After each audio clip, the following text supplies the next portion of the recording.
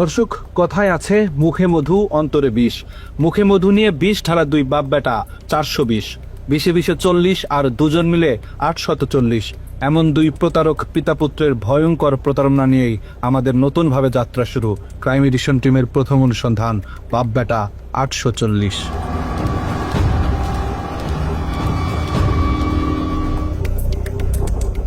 বাপ নাকি বেটা, কাকে দিয়ে করব শুরু, পরে বলবো কারটা। এমন সিদ্ধান্ত নিতেই আমাদেরকে সিদ্ধান্তহীনতায় থাকতে হয়েছে কিছুটা সময়। তারপরেও শুরু তো করতেই হবে। ওস্তাদের মায়ের যেহেতু শেষ রাতে, তাই পিতার কাছে যাওয়ার আগে পুত্রের অপকর্মের সূত্র ধরেই শুরু করতে চাই। মনে করে যে ফ্যামিলি নিয়ে বেরোলাম, তো চলো আমরা একটু কক্সবাজার কোথাও যাই।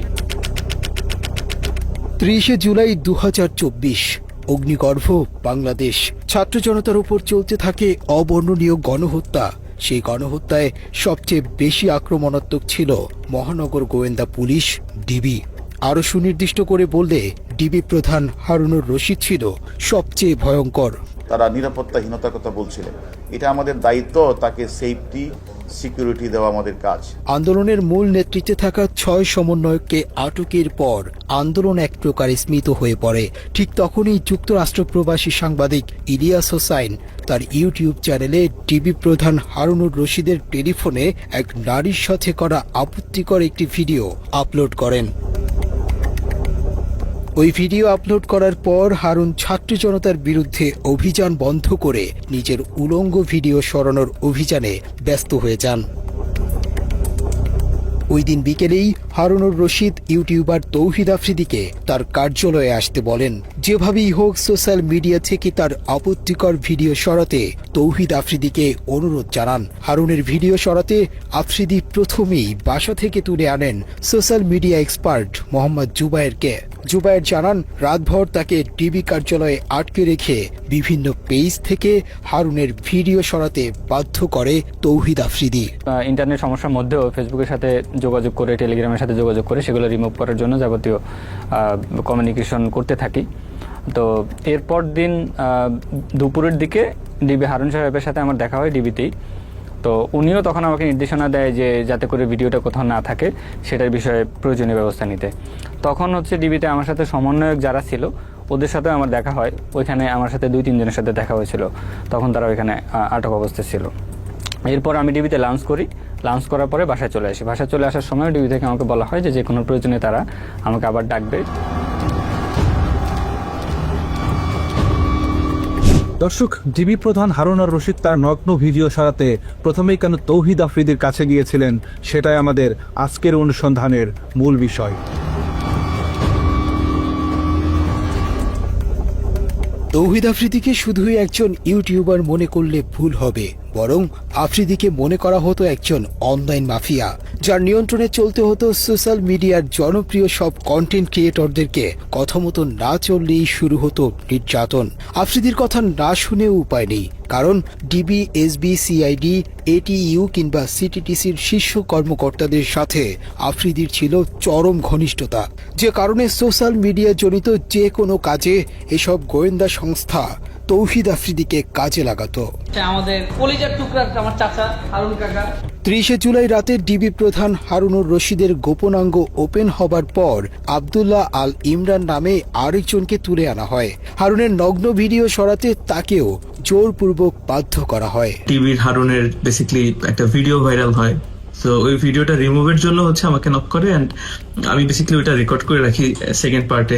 ওই ভিডিওটা রিমুভের জন্য বলে যে যত টাকা লাগে সে দিবে, জাস্ট ভিডিওটা সব জায়গা থেকে রিমুভ করতে হবে। তো আমরা বলি যে না, এটা পসিবল না, এটা সব জায়গায় ছড়ায় গেছে, আমার টিম এটা করতে পারবে না, মানে একটা কিছু তো বলতে হবে। সো আমি ওটা আসলে রেকর্ড করে রাখি। আব্দুল্লাহ আল ইমরান তৌহিদ আফ্রিদির আরো অনেক কুকর্মের সাক্ষী, কারণ ইমরান এক সময় তৌহিদ আফ্রিদির ফেসবুক পেজের অ্যাডমিন হিসেবে দায়িত্ব পালন করেছেন। ও একটু নাটক সাজাচ্ছিল, বলতেছিল পেজ হ্যাক হয়ে যাইতেছে, এই হইতেছে সেই হইতেছে। তো সাডেনলি ধরেন ওই টাইমে আমারে রিমুভ করে পেজ থেকে। এরপরেই বলে পেজ হ্যাক হয়ে গেছে, এই হয়েছে। তো আমি তো আসলে বুঝি নাটকটা তখন।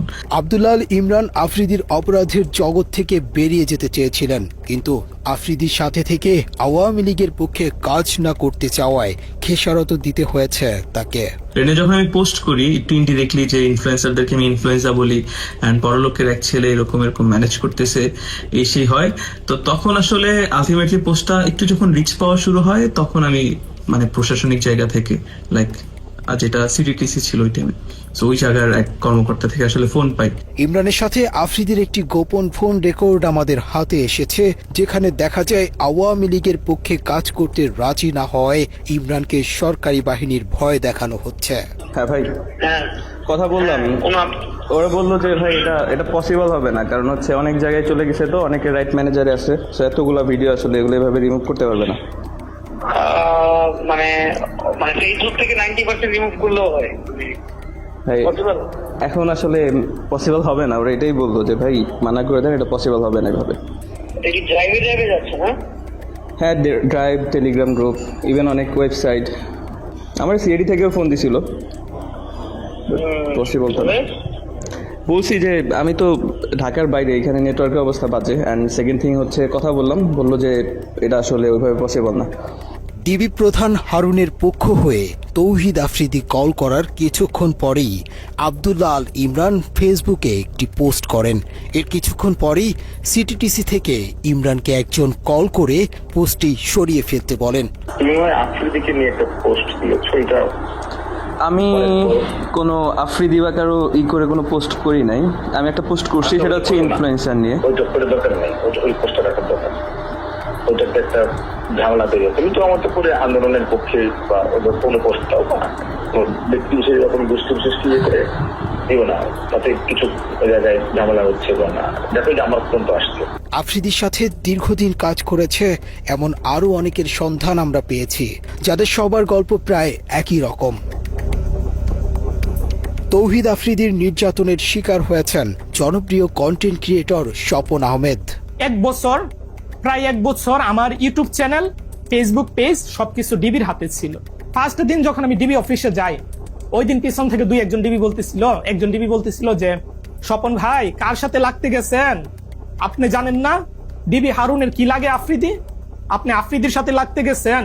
স্বপনের মূল সমস্যা ছিল সে আলেমদের পক্ষে এবং ভারতের বিপক্ষে কন্টেন্ট তৈরি করতেন, যে কারণে আফ্রিদি তাকে এ ধরনের কন্টেন্ট বানাতে নিষেধ করেন। আফ্রিদির কথা মতো আওয়ামী লীগের পক্ষে কাজ না করায় স্বপনকে আদালতের বারান্দায় পর্যন্ত যেতে হয়েছে। আমাকে আবার বলতেছিল, টিটকারি করে মজা করে বলতেছিল, ইসলামিক ভিডিও তো ভালোই বানান, দাজ্জাল বানায় তো ভালোই ইনকাম করছেন, কত করলেন? ভাই ওই সময় যে আমার যে পরিমাণ রাগ উঠছে রে ভাই, কিন্তু কিছু করতে পারি না। এই মামলা কোর্ট থেকে সমাধান হয়, যে বিষয় নিয়ে আমাকে মিথ্যা মামলা দেওয়া হয়েছে ওইটার সাথে আমার চুল পরিমাণ কোনো চিহ্ন পাই না। দর্শক, হাসি খুশি আর বিনোদনের আড়ালে ভয়ঙ্কর এক অন্ধকার জগৎ গড়ে তুলেছিলেন আফ্রিদি। রহস্যময় সেই জগতের প্রতিটি পরতে পরতে ছড়িয়ে আছে মানুষের দীর্ঘশ্বাস। এই ভিডিওটি তৌহিদ আফ্রিদির আস্তানায় ধারণ করা। এখানে নতুন কোনো কন্টেন্ট ক্রিয়েটর আওয়ামী লীগের পক্ষে কাজ করতে রাজি হলে তাকে বরণ করা হতো। লাস্ট নির্বাচনের আগে অনেকগুলো কন্টেন্ট ক্রিয়েটরকে বলা হয় যে তারা যেন দেশের বিভিন্ন উন্নয়ন নিয়ে, মেট্রো রেল নিয়ে, এক্সপ্রেসওয়ে নিয়ে, আরো বিভিন্ন রাস্তাঘাটের উন্নয়ন নিয়ে ভিডিও বানায়। তখন কিন্তু আমাদেরকে কাউকে মেবি বলা হয় নাই, ইভেন আমাকেও বলা হয়নি যে সরকারের পক্ষ নিয়ে কোনো ভিডিও বানাও বা কোনো ব্যক্তির নাম মেনশন করে কোনো ভিডিও বানাও। আফ্রিদির আয়োজনে আওয়ামী লীগের পক্ষে কাজ করতে চাওয়া কন্টেন্ট ক্রিয়েটরদের নবীন বরণ অনুষ্ঠানের ভিডিও ধারণ করা সহজ হলেও একই জায়গায় যখন কাউকে শাস্তি দেয়া হয় সেই ভিডিও রেকর্ড করা অসম্ভব। তৌহিদ আফ্রিদির নির্মম নির্যাতনের শিকার ব্লগারদের মধ্যে সবচেয়ে বেশি নির্যাতিত হয়েছেন সায়েম। তুচ্ছ ঘটনাকে কেন্দ্র করে সায়েমকে প্রধানমন্ত্রী কার্যালয়ের পাশে ইসিবি চত্বরের একটি ভবনে নিয়ে নির্মম নির্যাতন করা হয়।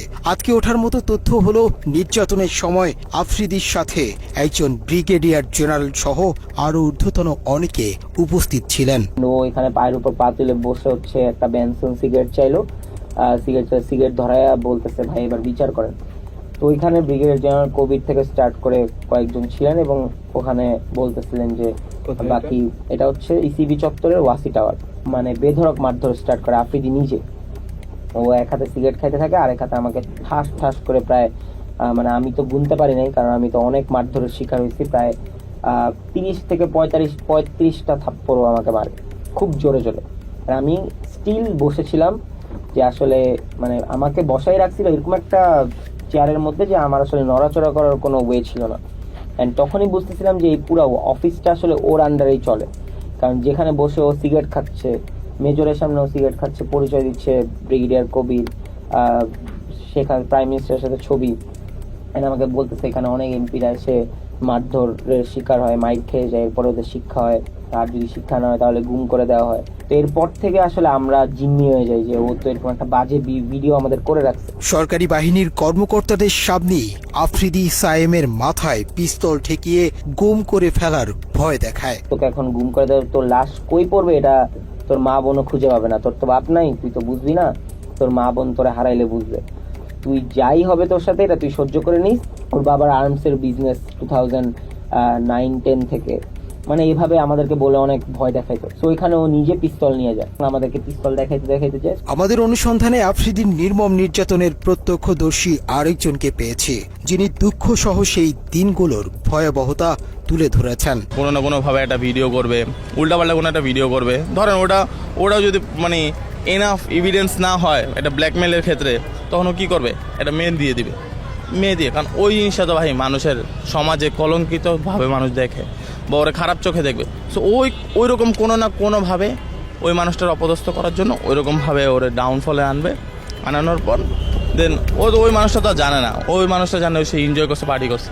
দেন কোনো দিন যদি ওই মানুষটা ওর কথার বিপরীতে যায়, তখন ওরে পিছন থেকে ঘাড় মটকা ধরার জন্য ওর ওই ভিডিও, ওর ওই সব জিনিস দিয়ে ও মানুষের ট্র্যাপ করে থাকে। জুলাই আন্দোলনেও আফ্রিদি দেশের জনপ্রিয় সব কন্টেন্ট ক্রিয়েটরদেরকে হুমকি দিয়ে সরকারের পক্ষে কাজে লাগানোর সব রকমের অপচেষ্টা চালিয়েছেন। ও সব ইনফ্লুয়েন্সারদের লিড দেওয়ার চেষ্টা করছে কেমনে, গভর্নমেন্টের পক্ষে ভিডিও বানাতে হবে, গভর্নমেন্টের পক্ষে ভিডিও বানাইলে তোমাদের মানে ফিউচার ব্যাকআপ আমরা দিব। এইভাবে ও মানুষ সব মানে ম্যাক্সিমাম ক্রিয়েটররে ওইভাবে মানে টাকার লোভ দিছে, যারা টাকার লোভে গেছে ভিডিও করছে তারা অনেকভাবে অপদস্থ হয়েছে। আফ্রিদির বিরুদ্ধে বেশ কয়েকজন ভুক্তভোগী নারীকে বিয়ের প্রলোভন দেখিয়ে শারীরিক সম্পর্ক করার অভিযোগ পাওয়া গিয়েছে। তাদের মধ্যে একজন এই নারী। আমি সোশ্যাল মিডিয়াতে বিভিন্ন রকমের কন্টেন্ট বানিয়ে থাকি। নাম প্রকাশে অনিচ্ছুক ওই নারীর অভিযোগ, দীর্ঘদিন তার সাথে শারীরিক সম্পর্কের পর হঠাৎ করেই আফ্রিদি তাকে ছুঁড়ে ফেলে। তো ওই ব্যক্তিদের সাথে আমার একটা বন্ধুর মাধ্যমে যোগাযোগ হয়। তো ও আমাকে বিভিন্ন রকমের সহায়তার হেল্পেরই দেখায়, যে আমাকে আশ্বাস দেয় যে আমাকে কন্টেন্ট ক্রিয়েট করতেও আমাকে হেল্প করবে। এভাবে করে আমাদের কথা চলতে থাকতো, এক সময় মানে সম্পর্কের দিকে এগিয়ে যায়। ভুক্তভোগী ওই নারী শেষ পর্যন্ত চেষ্টা করেছিল আফ্রিদির সাথে সংসার করবার, কিন্তু টিভি অফিসে ডেকে নিয়ে তাকে গায়েব করে দেওয়ার হুমকি দেয়া হয়। তারপর আফ্রিদির সাথে সংসারের স্বপ্ন শেষ হয়ে যায় তার। সবশেষ আফ্রিদির সাথে তার সম্পর্কের বিষয়টি সোশ্যাল মিডিয়াতে প্রকাশের হুমকি দিলে আফ্রিদি তাকে উল্টো হুমকি দেয় মুনিয়ার মতো পৃথিবী থেকে সরিয়ে দেয়ার। আমি জানতে পারি যে বিভিন্ন মেয়েদের সাথে ওর সম্পর্ক আছে, এবং মুনিয়া নামে যে একটা মেয়ে আছে ওর সাথে ওর সম্পর্ক। তো আমি এটা জেনে ওর সাথে আমি একটু রাগারাগি করি, কারণ এটা স্বাভাবিক, আমার একটু খারাপ লাগতেই পারে, আমি যেহেতু ওকে ভালোবেসে ফেলেছি। তো ওকে আমি বলার পরেও আমার সাথে খুব বাজেভাবে রিয়াক্ট নেয়, বলে যে একসময় এরকম বলে যে মুনিয়ার যেরকম অবস্থা হয়েছে আমারও ঠিক সেরকম অবস্থা হবে, মানে ইনডিরেক্টলি ও আমাকে ভর্তার হুমকি দেয়। ওই নারীর অভিযোগের সূত্র ধরে আমরা বেশ কিছু ফোন রেকর্ড হাতে পাই, যেখানে মুনিয়ার বাসায় আফ্রিদির যাওয়া আসা এবং বিভিন্ন সময় ঘনিষ্ঠতার প্রমাণ মেলে। মুনিয়ার সাথে আফ্রিদির ঘনিষ্ঠতা এবং আরেক প্রেমিকার বক্তব্য মেলারে মুনিয়ার হত্যার রহস্য অন্যদিকে মোড় নিতে পারে। কি জানি মাত্র বললাম, এটা রিপিট করো। বলছে রসকস থাকবে না, মানে তুমি টাইম দিবা না, এটা তো আছেই। ও রসকস থাকবে না বিয়ের পর, বিয়ের আগেই রসকস না, বিয়ের পর তো আরো দূরে। ঠিক আছে, উনি কিভাবে বললো? ওনাকে আমি কি তোমার উপরে কিচ্ছু। হ্যালো, হ্যাঁ কোথায় তুমি? হ্যালো, হ্যাঁ কই, কি করো? এই যে আমি রাত্রেবেলার মধ্যে আসতেছি। ও কোথায় আসবা? তোমার ঠিক করবো রাতে। আচ্ছা ঠিক আছে, ফোন দিও, আগে জানাও। হ্যাঁ, কোথায় তুমি? অফিস কাজে। অফিসে গাড়ি চালাও? না অফিস। আচ্ছা তো এখন কি করবো বলো একটু। কি করবো মানে বুঝিনি। মানে আজকে দেখা করবেন আমার সাথে একটু? রাত্রে দেখো চলো আচ্ছা, শেষ ফোন করে দিও। না আমি মানে মাত্র ইন্টারকন্টিনেন্টাল থেকে বেরোচ্ছি। হ্যাঁ আমার কথা হচ্ছে আমি আসতে পারবো, কোনো সমস্যা নেই, কিন্তু আমি একটু ড্রাঙ্ক। তবে হবে না সমস্যা কি? আচ্ছা ওই কথা বলতে পারো না, হইছে মাইকাবা। হ্যাঁ বুঝি নাই সরি। মাইকাবা গাদা কথা। কেন? তুমি গাদা কেন? তুমি এত ন্যাচারাল ভাবে কথা বলতে পারতা? হ্যাঁ আমি ন্যাচারালি কথা বলি। হ্যাঁ কি করো?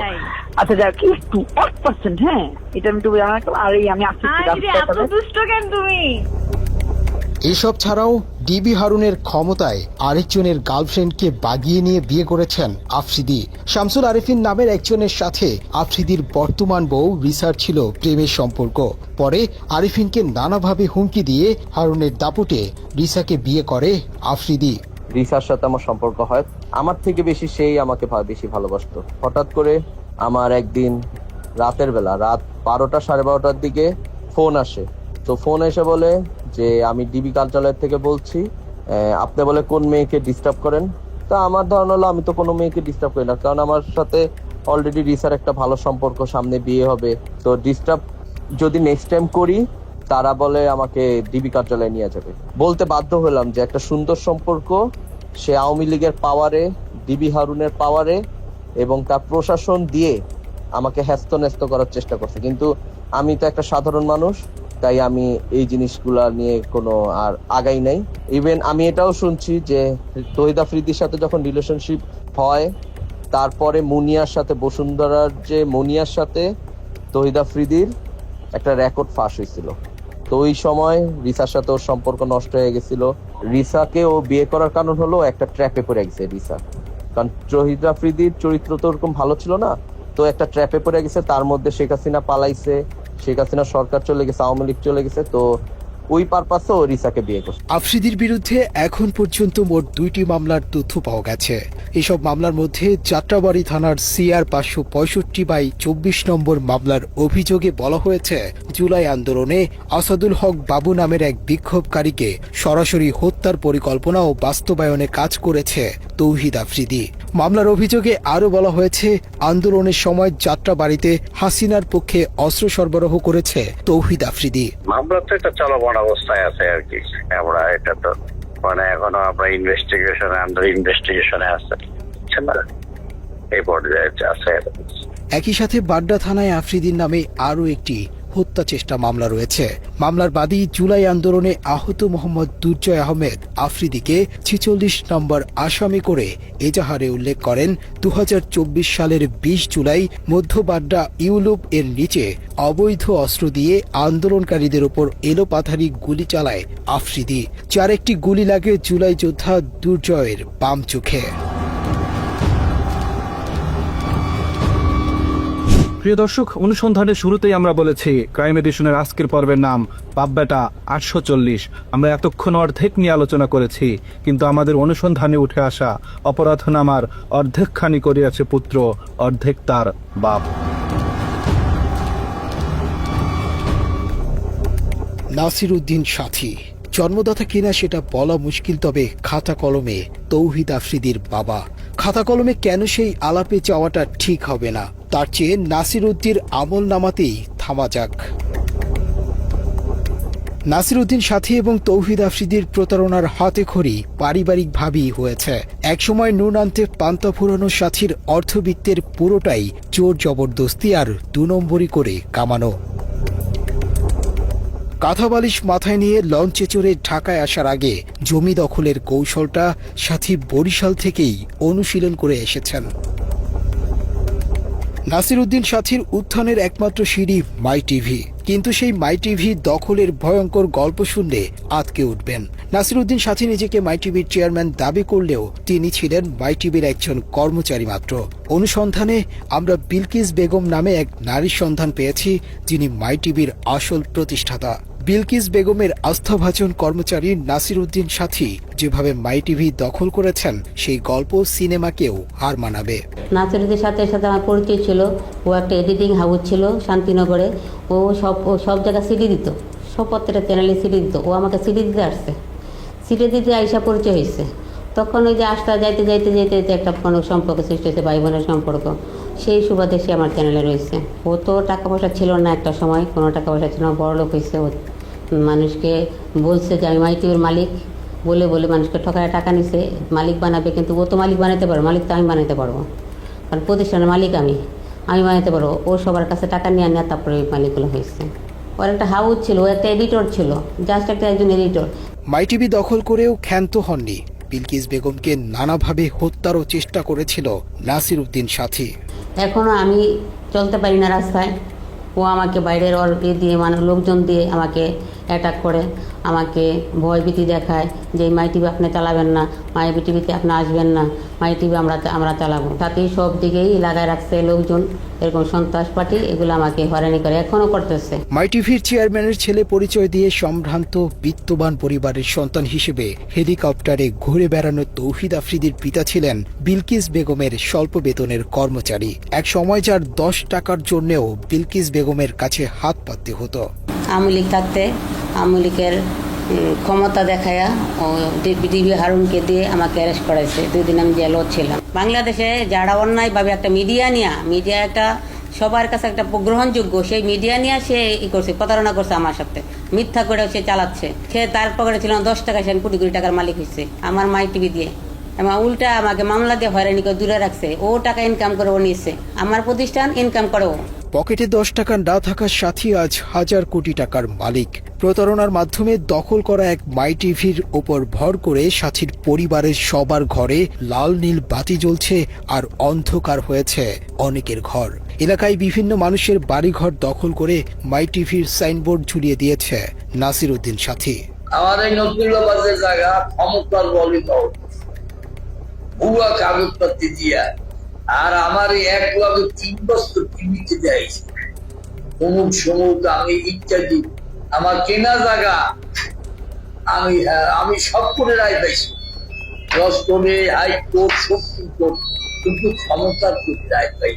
বিলকিস বেগমের কাছ থেকে দখল করা মাই টিভির বর্তমান যে ভবনটি রয়েছে সেটিও দখল করা। ভুক্তভোগী ব্যক্তি আইনজীবী হবার পরেও সাথীর সাথে পেরে ওঠেননি, কারণ টাকা আর সন্ত্রাসী বাহিনীর দাপটে দিব্যি জবরদখল করে রেখেছেন ভবনটি। 2012 সালের শেষ দিকে আইসা, নভেম্বর ডিসেম্বর মাসের দিকে আইসা এই নাসিরউদ্দিন সাথী মাই টিভি লোকজন নিয়ে আসে আমাদেরকে এইখানে বলে যে এটা তার জায়গা, এই জায়গা তার, সেই জায়গা করছে, পাওয়ার অফ অ্যাটর্নি করছে, এই জায়গায় মালিক সে, এইসব করতেছে। হ্যাঁ, তো আমরা তো এইসব বুঝি নাই। আসলে এর আগে সে ঘটনা যা ঘটাইছে এটা হলো গিয়া যে ওই 2012 সালের নভেম্বর মাসে 6 তারিখ সে ওই 521-22 দাগে ওইখানে সে জায়গাটা দখল করতে গেছিলো, দখল করতে পারে নাই। হ্যাঁ, দখল করতে পারে, পরে সে একটা পাওয়ার অফ অ্যাটর্নি করছে, ওরা রামপুরা থানায় একটা মামলা করছে, জিডি করছে ওই মুজিবুর রহমানের বিরুদ্ধে আর কি, জিডি করে। এরপরে এসে সে পরবর্তী মাসে এসে আমাদের বাড়ির জায়গাটা দখল করছে। প্রশাসনের নাকের ডগায় এরকম একটি ভবন দখল করে টিভি স্টেশন দিয়ে বসলেও কেন সরকারের কোনো ভ্রুক্ষেপ নেই তা নিয়েও রয়েছে অনেক প্রশ্ন। আইন বহির্ভূতভাবে ওনার দুর্বলতার সুযোগই হোক আর পারিপার্শ্বিক বেআইনি ক্ষমতা ইউজ করেই হোক, ওনাকে তা ওনার প্রকৃত প্রতিষ্ঠান থেকে দূরে সরিয়ে রাখা হয়েছে। যারা ওনাকে দূরে সরিয়ে রেখেছে সেটা লিগালি, লফুলি কোনো রাইটস তাদের নেই। এই যে মাই টিভির ওনার যে লিগাল ডকুমেন্টস আছে সেটার আলোকে অনারেবল হাইকোর্টে স্টে অর্ডার করে ওইটা যে প্রকৃত মালিক, যে রিয়েল অনারশিপ যার রয়েছে, তার হাতে ফিরিয়ে দেওয়ার একমাত্র পন্থা। অভিযোগের প্রেক্ষিতে ক্রাইম এডিশন টিম মাই টিভির দখল করা ভবনের ভিডিও ধারণ করতে গেলে সাথীর সন্ত্রাসী বাহিনী আমাদেরকে জোর করে ভবনের ভেতরে নিয়ে আটকে রাখার চেষ্টা করে। নর্মালি আপনি কোনো এক লোগো বা ছবি, বিল্ডিংয়ের ছবি তুলতে আদৌ কোনো আইনগত কোনো বাধা নেই। এটা বিল্ডিংয়ের বাইরে থেকে ছবি আমি রাস্তা থেকে তুলব, বা আমি এটা শুধুমাত্র একটা সংবাদ শিরোনাম বা যে কোনো কারণ হোক আমি এটা তুলব, সে জায়গায় এটা বাধা দেওয়ার আসলে আইনগত বিধান তাদেরও নাই। যদি না তাদের কোনো নিষেধাজ্ঞার কোনো সাইনবোর্ড অথবা কোনো নিষেধাজ্ঞার কোনো রুলস দৃশ্যমান না থাকে, কোথাও থাকতে হবে যে এটা এই ছবি তোলা যাবে না, এটা রেস্ট্রিক্টেড এরিয়া, এটা তোলা যাবে না এবং এই ছবি পাবলিশ করা যাবে না, থাকতে হবে। যদি না থাকে তাহলে বাধা দেওয়ার কোনো সুযোগ নাই। যদিও পরিচয় জানার পর ভোল পাল্টে ফেলে মাই টিভি কর্তৃপক্ষ। কি হয়েছে ভাই, আপনি আমাদের লোকজনের নিয়ে আটকে রাখছেন, ঘটনা কি ভাই? ভাই প্রথম কথা হচ্ছে আপনি না এই মাঝখানে এরা যে আসছে এগুলো আমি জানি না। ও আমার এলাকার ছোট ভাই হয়, নিচে আমি হঠাৎ করে শুনলাম যে ফুটেজ নিচ্ছে। তারপরে আমি বললো যে একজন ফোন করে বললো, মানে আমি মানে একদম কি বলে কোড আনকোড বলি, মানে আমার জায়গা থেকে আমি অ্যাসাইনমেন্ট করতেছিলাম কালকে। তো ওর নাম বললো, তোমার একদম কি জানো যে মুনতাসির একজনের ফুটেজ নিচ্ছে, আপনার কথা বললো যে আপনি আপনাকে নাকি চেনে। তার বললাম হ্যাঁ ওর সাথে তো কথা হয়েছে, ওই বললাম আছে থাকলে চা খাওয়ার বলতে চা খেয়ে যেতে বলছে। দর্শকদের ওইখানে গেলে চা খাওয়াইতে ভিতরে নিয়ে যাইতো, 3-4 ঘন্টা আটকায় রাখতো, এগুলি ভাই আমরা জানি। কিন্তু কথা হলো মাই টিভির কাছে আমরা এটা মানে আশা তো করি না, এটা মাই টিভির দিয়ে সম্ভবও না। দর্শক, মাই টিভির চেয়ারম্যান নাসিরউদ্দিন সাথী অন্যায়ভাবে দখল করা ভবনের মতো সারা দেশে সম্পদের পাহাড় গড়েছেন। যে সম্পদ অর্জনে আলাদিনের চেরাগের মতো পাশে ছিল লিটন আর মুজিব নামে সোনার ডিম পাড়া দুই হাঁস। মাই টিভিকে ভাঙিয়ে নাসিরউদ্দিন সবচেয়ে বড় আয়ের উৎস মুখোশ নামে ক্রাইম প্রোগ্রাম। ক্রাইম অনুসন্ধানের নামে প্রাতিষ্ঠানিকভাবে চাঁদাবাজি শুরু করে মুখোশের উপস্থাপক এসকে লিটন। মাই টিভির আয়োজন আপনাদের প্রিয় অনুষ্ঠান মুখোশ, আর আপনাদের সঙ্গে থাকছি আমি এসকে লিটন। হাস্যকর উপস্থাপনার ভাষ্যকার লিটনের যোগ্যতা বলতে চাঁদাবাজি ছাড়া আর কিছুই নেই। 9 পাস হয়েও ভাগ্নের সার্টিফিকেট জমা দিয়ে চাকরি নেন মাই টিভিতে। নিজের নামের সাথে ভাগ্নের নাম কৌশলে জুড়ে দিয়ে হয়ে যান এসকে লিটন। একসময় ঢাকা শহরে ফুটপাতে জুতা বিক্রি করা লিটনের নামের পরিবর্তনের পাশাপাশি ভাগ্যেরও পরিবর্তন ঘটে। রাতারাতি ভাঙা ঘরের জায়গায় ওঠে বড় দালান। এলাকার মানুষের কাছে লিটন হয়ে ওঠেন এক বিস্ময় বালক। তার কিছুই ছিল না, এই সাংবাদিকতা করে ক্রাইম লোকজনকে ফাঁসিয়ে ব্ল্যাকমেলিং করেই নাকি সেই প্রপার্টি করেছে। তা নাহলে এই প্রপার্টি তো হবার কথা না, কারণ তার বাবার কোনো প্রপার্টি ছিল না। এসকে লিটন আওয়ামী লীগ আমলে আওয়ামী লীগের ক্ষমতা কাজে লাগায় সে হাজার হাজার কোটি টাকার মালিক হয়েছে।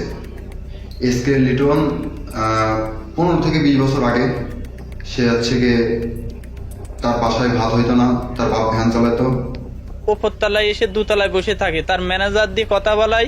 আলম আছে, তার ছোট ভাই বকুল আছে, তারা বিভিন্ন হুমকি ধামকি দেয়, বলে তোকে গোডাউনে আটকে রেখে দেবো, তো কোন বাপ আছে ডেকে আন, তো কিডা আছে যা পারিস তাই করে নে। নিজের নামের পাশাপাশি মাই টিভির মালিকের নামেও করতে থাকেন একের পর এক সম্পদের পাহাড়। চুয়াডাঙ্গার জীবননগরে লিটনের রয়েছে জীবননগর বাঁকা ব্রিকফিল্ড এলাকায় 15 বিঘার বেশি জমির উপর নির্মিত সাথী অটো রাইস মিল, যার নির্মাণ ব্যয় অন্তত 150 কোটি টাকা। এই মিলের ভেতরেই রয়েছে 100 গরু ধারণ ক্ষমতার একটি খামার। এছাড়া জীবননগর পৌরসভায় 3 স্টার হোটেল, কোটি কোটি টাকা মূল্যের জমি, বাড়ি রয়েছে একাধিক। এসবের বাইরে সাথীর দাপটে এলাকায় নামে বেনামে ডুপ্লেক্স বাড়িসহ অঢেল সম্পত্তি গড়ে তুলেছেন লিটন। যেখানে যায় সেখানে শুনে লিটন বিশাল বড় সাংবাদিক। সে তো হাই স্কুলে গন্ডি পার করে, সে তো সোর্স ছিল।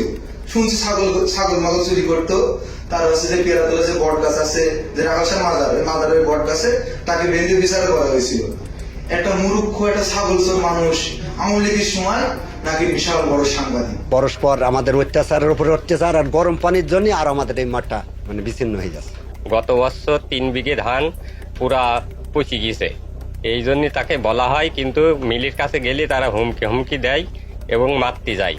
একটা ক্রাইম রিপোর্টার কি করে দিনের পর দিন ক্রাইম করে চলেছে, কয়েক হাজার পরিবারকে সাফারার করে তুলেছে এবং পরিবেশ নষ্ট করছে। তো সে তো অন্যেরটা নষ্ট করে এটা করতে পারে না, এটা আইনত সিদ্ধ না, আইন সিদ্ধ না। আর পরিবেশ নষ্ট করার রাইট তার নেই। পরিবেশ কেন নষ্ট করবে? ইউনিয়ন কাউন্সিলের চেয়ার রাস্তা কেন সে দখল করবে? এগুলো কোনোটাই তার রাইট নেই। মৃত মানুষের টাকা আত্মসাতের বদনামও আছে লিটনের বিরুদ্ধে। 2015 সালে নিজ বাড়িতে খুন হন চুয়াডাঙ্গার স্থানীয় সাংবাদিক আবু সায়েম। ওই সাংবাদিকের 20 লাখ টাকা আত্মসাতের অভিযোগ রয়েছে লিটনের নামে। তো টাকা যে এসকে লিটন আত্মসাৎ করেছে সেটা আমরা পরে বুঝতে পারলাম, কারণ আমার চাচা মারা যাওয়ার পরবর্তীতে উনি আর একবারের জন্য আমাদের ফ্যামিলির সাথে যোগাযোগ করেনি। হতদরিদ্র পিতার অশিক্ষিত সন্তান হয়ে এত সম্পদের মালিকানার উৎস কি জানতে টিম ক্রাইম এডিশন এসকে লিটনের সাথে যোগাযোগ করলে তিনি বিষয়টি নিয়ে কোনো জবাবদিহিতা করতে রাজি হননি। আপনি যদি বলতেন যে মানে এই প্রপার্টির উৎসটা কি আসলে? কিসের উৎস? উৎসটা মানে আপনি কি বলতে চান? উৎস এটা কেমন প্রশ্ন? এই উৎস কি? এসকে লিটনকে নিয়ে নাসির উদ্দিনের চাঁদাবাজির ব্যবসা ভালোই চলছিল, কিন্তু পারিবারিকভাবে সম্পর্ক খারাপ হওয়ায় এসকে লিটনকে মাই টিভি থেকে বের করে দেন সাথী। তারপর থেকে এসকে লিটনের চাঁদাবাজির দোকানের চাবি তুলে দেয়া হয় আরেক চাঁদাবাজের হাতে। সুটকেস নিয়ে বিমান থেকে নামা ব্যক্তির নাম মুজিবুর রহমান। কদিন আগেও যার স্যান্ডেল কেনার পয়সা ছিল না, তিনি এখন হেলিকপ্টার বিমান ছাড়া চলেনি না। ওই তো আগে মানে আপনার ওই যে প্রথম ফ্লেক্সের দোকান ছিল। গ্রামের বাড়িতে বিশাল এক রাজপ্রাসাদ গড়ে তুলেছেন। কে বলবে এই তো কদিন আগেই ফ্লেক্সিলোটের দোকানে কাজ করত এই মুজিব। চাঁদা তুলে আনা টাকায় এলাকায় নাকি মানুষকে দান খয়রাত করে থাকেন, কিন্তু এত টাকার উৎস কি?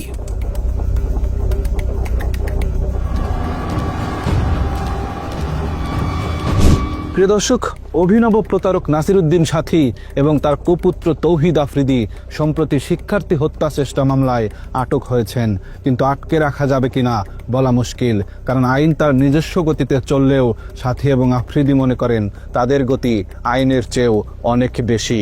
জেলে ঢোকার আগেই তারা বের হবার দরজা খুলে গেছেন। নাসির উদ্দিন সাথী এবং তার ক্রাইম পার্টনার পুত্র যাত্রাবাড়ি থানার হত্যা মামলা থেকে বাঁচতে সূক্ষ্ম এক পরিকল্পনা সাজিয়েছিল। সাথীর ব্যক্তিগত আইনি পরামর্শককে তিনি মানবাধিকার সংস্থার আইনজীবী সাজিয়ে বাদীর কাছে পাঠান। মামলার বাদীকে বিনামূল্যে আইনি সহায়তা দেওয়ার কথা বলে আফজাল হোসেন নামের ওই আইনজীবী মামলাটি বাগিয়ে নেয়। তারপর থেকেই ওই আইনজীবী নাসির উদ্দিন সাথী ও তার ছেলেকে মামলা থেকে বাদ দেওয়ার জন্য বাদীকে নানাভাবে ম্যানেজের চেষ্টা করতে থাকেন। এগুলো শোনার পর বলে ঠিক আছে, যা হয়েছে আপনারা আমাকে সহযোগিতা করেন। আর ওই যে এখানে 3টা বাচ্চা আছে এবং গরিব লোক আছে, ওরাও গরিব। হ্যাঁ, তা আমরা আমার তরফ থেকে আপনাকে একটা দিব, 3টা বাচ্চাকে 10 লাখ করে 30 লাখ টাকা দিব। এরই ধারাবাহিকতায় ওই আইনজীবীর পরামর্শে বাদী গুলশানের একটি বাসায় যায়। সেখানে তাকে গুম করে ফেলার ভয় দেখিয়ে কিছু টাকা হাতে তুলে দিয়ে ভিডিও করতে বাধ্য করা হয়। সেই ভিডিওটি এখনো তৌহিদ আফ্রিদির হেফাজতে রয়েছে। আমার শ্বশুরকে আমাদেরকে সবাইকে নিয়ে সরাসরি চলে গেল ওদের বাসায়। হ্যাঁ, ওদের বাসায় নিয়ে গিয়ে ওইখানে ছবি টবি সবকিছু তুললো। হ্যাঁ, তুলে তারপর আমাদেরকে ওইখান থেকে বিদায় ছবি তুললেন এবং নিজে ভিডিও করতেছে এবং আমার শ্বশুরকে আমরা তো বলেছিলাম উনি দাঁড়ায় ছিল, আমার শ্বশুর দাঁড়ায় জিজ্ঞেস করতেছে আপনাদেরকে আমরা কোনো জোর করে কোনো কিছু করেছি, আমরা আপনার কোনো প্রেশার ক্রিয়েট করেছি আপনাকে, নাকি আপনি স্বেচ্ছায় আমাদেরকে দিয়েছেন? আমার শ্বশুর কি বলবো, উনি বললেন না আমি তো স্বেচ্ছায় দিয়েছি। হ্যাঁ, আমরা আপনাকে কোনো অত্যাচার করছি না, কি আপনাকে প্রেশার দিয়েছি, এই ধরনের আর কি কথাবার্তা বলে বলে আচ্ছা ঠিক আছে। গুলশানের ঘটনার পর ওই আইনজীবীর আসল পরিচয় জানতে পেরে বাদী তার মামলাটি অন্য আইনজীবীকে দিতে চাইলেও সে এনওসি দিতে গড়িমসি করে। আমরা জানতে পারি যে আমাদের পক্ষের উকিল নাকি আসামি পক্ষে হয়ে কাজ করতেছে। পরে তখন আমরা যখন বলি তো ওনাকে, তখন ওনার সাথে আমাদের অনেক তর্কাতর্কি হয়। এক পর্যায়ে আমরা বলি যে আমরা আপনার কাছে মামলাটা রাখবো না, আপনার কাছে মামলাটা রাখা মানে আমাদের মামলাটা নষ্ট হয়ে যাওয়া। তখন আমরা যখন মামলা এনওসি চাই, তখন আমাদেরকে সে এনওসি দিতে না করে, যে এনওসি সে দিবে না। যদি আমাদেরকে একান্ত এনওসি নিতে হয় তাহলে আসামি পক্ষের সাথে কথা বলতে হবে। এমনকি বাদীপক্ষ আফজালের কাছ থেকে এনওসি নিতে গেলে তিনি বলেন মাই টিভি থেকে এনওসি আনতে। ওনারা মনে হয় আপনার কাছ থেকে এনওসিটা চেয়েছিল আর কি। হ্যাঁ জি, তখন আপনি বলছিলেন যে এ বিষয়ে কথা বলতে, এই জন্য আমি কল দিলাম যে আপনি এনওসিটা আপনি কবে নাগাদ দিচ্ছেন। এটা ব্যাপার হলো কি, আমার সাথে কথা বলে আসলে খুব বেশি একটা সুবিধা হবে না, কারণ হচ্ছে এটা ডিল করে হচ্ছে মুজিবের সাথে একটু কথা বলেন, সেটা বেটার হবে। মুজিব হলো মাই টিভির। তো ভাইয়া এখানে তো কেস তো আর মাই টিভির না, কেস তো এখানে জয়নাল আবেদিনের। আমার মাই টিভি এখানে আসামি না এখানে। কয়েক দফা এনওসি দেওয়ার কথা বলেও প্রতারক আইনজীবী আফজাল বাদীপক্ষকে সেটি দেয়নি এখন পর্যন্ত। আইন অনুযায়ী ধরেন বাদীপক্ষ এখন আপনাকে চাচ্ছে না আপনার কাছ থেকে মামলাটা অন্য একজন আইনজীবীকে দিবে, সেক্ষেত্রে এই এনওসিটা নেওয়ার ক্ষেত্রে মানে কোনো প্রতিবন্ধকতা আছে নাকি? এটা কি মানে জটিলতা আছে কোনো? না না না, জটিলতা নাই। যদি না চায় সেই ক্ষেত্রে অন্য যে কেউ ওকে দিয়ে করাইতে পারবে, কোনো সমস্যা নেই। এখন আপনি ওদেরকে বললে চায়, কোনো সমস্যা নেই। সেই ক্ষেত্রে আপনার কালকে ফোনে কন্ট্যাক্ট করুক। আর আপনার ধরেন শুক্র শনি তো অফ থাকে, রবিবারে অ্যাভেলেবেল থাকবো আর কি কোর্টে। ওই যে আপনি বলছিলেন আর কি, ওই যে এনওসি নেওয়ার জন্য কবে আসতে বলবো আপনাকে কল দিতে, আর কি এই জন্যই কল দিলাম আর কি। ও আচ্ছা আচ্ছা আচ্ছা, এটা হচ্ছে আপনি এটা ডেট কবে? 12 তারিখে না? 12 তারিখে আসেন, 12 তারিখে 12টার মধ্যে আসবেন দুপুরে। তবে মামলার এনওসি চাওয়ার তথ্য প্রমাণ থাকলেও আফজল হোসেন বলেন তার থেকে কোনো ছাড়পত্র চাওয়াই হয়নি কখনো। বাদীপক্ষ আমার কাছে সরাসরি ছাড়পত্র বলতে এনওসি আর কি, নো অবজেকশন সার্টিফিকেট, এটা চাই নাই। ইতিমধ্যে তারা অন্য আইনজীবীর কাছে ছিল, তার কাছ থেকে এনে আমাকে এনওসি দিয়েছে। এখন আমি কন্টিনিউ করছি আপনার ডিসেম্বর থেকে এই পর্যন্ত। এখন বাদীপক্ষ যদি মনে করে, বাদীপক্ষ বলতে জয়নাল আবেদিন সাহেব যার ছেলে মারা গিয়েছে, সে যদি মনে করে যে আমার চেয়েও বেটার অথবা বেটার সার্ভিসের জন্য অন্য কোনো আইনজীবীকে দিয়ে পরিচালনা করবে, মামলা অন্য কাউকে দিয়ে পরিচালনা করতে ইচ্ছুক, তাহলে যে কোনো সময় আসলে তারা এনওসি নিতে পারে, ওটা কোনো সমস্যা নেই। নিজেদের আইনজীবী দিয়ে বাদীর মামলা পরিচালনা করে তারা মামলা থেকে অব্যাহতি পাবার সব পরিকল্পনা বাস্তবায়ন করে। সেই সাথে নুরুল হক নূরকেও মোটা অঙ্কের টাকার বিনিময়ে তাদের বাগে নেয়। অনুসন্ধানে আমরা রাহি নামের আরেকজন জনপ্রিয় কন্টেন্ট ক্রিয়েটরের সাক্ষাৎকার নিয়েছি, যাকে গত 3 মাস আগেও ডেকে নিয়ে নির্যাতন করা হয়। রাহিকে জুলাই আন্দোলনে হাসিনার পক্ষে কাজ করাতে 3 লাখ টাকা অফার করেছিল আফ্রিদি, কিন্তু রাহি তার কথা না শুনে ছাত্রদের পক্ষে অংশ নেয়। জুলাই আন্দোলনে অবাধ্য হবার কারণেই রাহিকে ডেকে নিয়ে আবারও নির্যাতন করা হয়। আপনি যে ফোন দিয়ে কয় ওই যে সরকারের যে ইয়েগুলা ভাঙচুর কইছে, মেট্রো রেল এগুলা নিয়ে একটা ভিডিও বানাইতে হইব, এ কথা বলে আমারে বলতে যে তোলাই ভাইয়া কিছু টাকা পাঠাইতেছি, তো হে তো যেটা বলে আমরা তো ভয় পাই। আমি কিন্তু হেরে বাঘের মতো ডরাই। আমি না, আমাদের টিমের সবাই তার বাঘের মতো ডরায়, কারণ মানে সে অন্যরকম মানুষ ভাই। সে ক্যামেরার ভিতরে একরকম, কিন্তু ক্যামেরার বাইরে খুব ডেঞ্জারাস একটা লোক। তারা কিন্তু সবাই ভয় পায়। ইউটিউব ইন্ডাস্ট্রিতে একটা টাইমে তার সবাই বাঘের মতো ভয় পাইতো। সবাই তার অফিসে ডাকাইতেছে, যারা আমরা টিমের যারা মানে ছাত্র আন্দোলনের সময় তার বিপক্ষে চলে গেছিলাম। তার বেল্টের বাড়ি আমার তো বেশি কেউ খায়নি, তো বেল্ট খুইলা আমার কুত্তার মতো পিড়াইতো।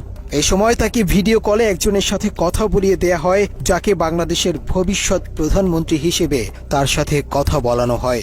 2-3 মাস পরে হয়তো বা তার মাথাতে আবার ঢুকছে যে রাই কি কারো লগা আবার কিছু কইয়া লাইনি। হ্যাঁ, রাইরে আবার একটু দমক দিতে হইব। কেমনে বড় একটা নেতার সামনে হয়তো ফোন টোন দিলে আমি একটু ডরাই যাই। আমি তো ডরাইলে আসলে আমি কিন্তু ভয় পাই।